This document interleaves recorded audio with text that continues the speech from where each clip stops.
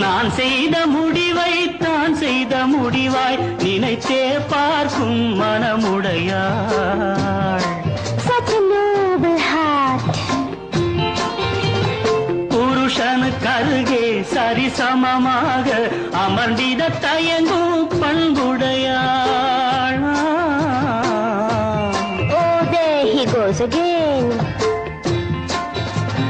கடவுளின் மேலாய் கணவனை மதித்து